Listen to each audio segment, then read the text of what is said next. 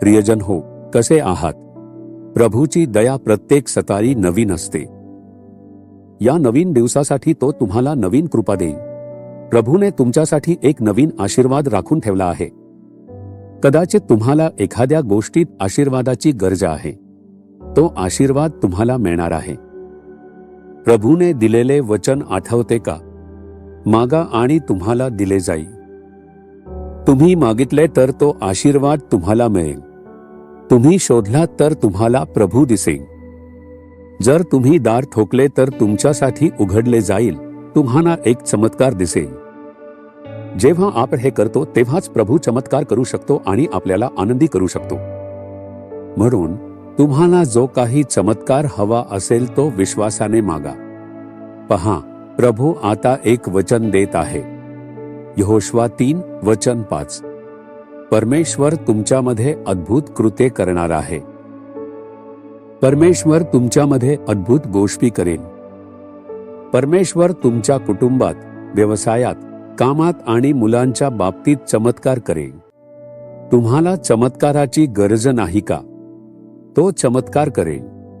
पण प्रभू एक अट घालतो. प्रभू म्हणतो, स्वतःला पवित्र करा, कारण प्रभू तुमच्यासाठी अद्भुत गोष्टी करणार आहे. म्हणून प्रभू चमत्कार करण्यास तयार आहे. आपल्याला ज्या बाबतीत चमत्काराची गरज आहे त्या प्रत्येक बाबतीत तो चमत्कार करण्यास तयार आहे. तुम्ही ते स्वीकारायला तयार आहात का? पवित्रता खूप महत्वाची आहे. म्हणून पवित्रतेमध्ये काही कमतरता असेल तर, किंवा जर असा काही पाप असेल जे प्रभू घृणा करतो, तर तो चमत्कार करू शकत नाही. म्हणूनच प्रभू तुम्हाला एक संधी देतो आहे. स्वतःला पवित्र करा. प्रभू तुमच्यात चमत्कार करेल. जेव्हा तुम्ही चमत्कारासाठी प्रार्थना करता तेव्हा प्रथम विचारले पाहिजे, प्रभू, माझ्यात काही कमतरता आहे का? माझ्या जीवनातील एखाद्या विशिष्ट भागात मला पवित्र व्हायचं आहे का? मी काहीतरी करून तुला दुखावत तर नाही ना? जेव्हा तुम्ही स्वतःचा शोध घेता आणि ते पाप कबूल करता तेव्हा तो स्वतः तुम्हाला पवित्र करेल आणि तुमच्यासाठी चमत्कार करेल. त्याला माहीत आहे की आपण स्वतःला पवित्र करू शकत नाही. आपल्याला पवित्र करण्यासाठीच त्याने क्रुसावर आपले रक्त सांडले. येशू ख्रिस्ताचे रक्त आपल्याला सर्व पापांपासून शुद्ध करेल. तो आपल्याला आपल्या रक्ताने पवित्र करेल. तो म्हणतो, मीच तो प्रभू आहे जो तुम्हाला पवित्र करतो. तो स्वतः तुम्हाला पवित्र करेल आणि तुम्हाला मदत करेल. आपण काय एक गोष्ट करायला हवी. आपल्याला कबूल करायला हवे, प्रभू, मी एक अपूर्णता असलेला माणूस आहे. माझ्यात पवित्रतेचा अभाव आहे. कृपया माझे पाप क्षमा करा. मला पवित्र करा आणि आशीर्वाद द्या. आपण असे मागितले की पुरेसे आहे. जर आपण खरोखरच पवित्रतेची इच्छा धरली आणि आपल्या पापाबद्दल खात्रीने प्रार्थना केली, तो स्वतः आपल्याला पवित्र करेल आणि आवश्यक असलेला चमत्कार करेल. किती अद्भुत देव आहे तो!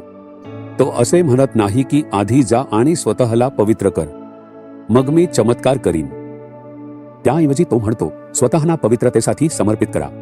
मी तुला पवित्र करीन, तुला आशीर्वाद देईन आणि चमत्कार घडवीन. हे तुझ्यासाठी कठीण आहे का? तू स्वतःला समर्पित करशील का? प्रभूकडे पहा आणि म्हणा, प्रभू, मला पवित्र कर. माझ्यात पवित्रतेचा अभाव आहे. म्हणूनच मी कोणताही चमत्कार अनुभवू शकत नाही. मी जे मागत होतो ते मला मिळत नाही. माझ्या प्रार्थनांना उत्तर मिळत नाही. आज तू मला हे स्पष्ट केलेस. मी स्वतःला समर्पित करतो. मला पवित्र कर आणि आशीर्वाद दे, असं म्हणा.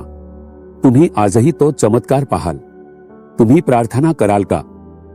येशू, तूच मला पवित्र करणारा देव आहेस. मी स्वतःला पवित्र करू शकत नाही. मी माझा पाप स्वीकारतो. माझ्यातील पवित्रतेचा अभाव मी कबूल करतो. कृपया मला क्षमा कर, मला पवित्र कर आणि या बाबतीत चमत्कार घडव. हा चमत्कार आजही घडू दे. मला या बाबतीत आजच मुक्ती हवी आहे. या बाबतीत आजच मार्ग खुला होऊ दे. मी चमत्काराची अपेक्षा ठेवून स्वतःला समर्पित करतो. मला क्षमा कर, मला पवित्र कर आणि चमत्कार घडव.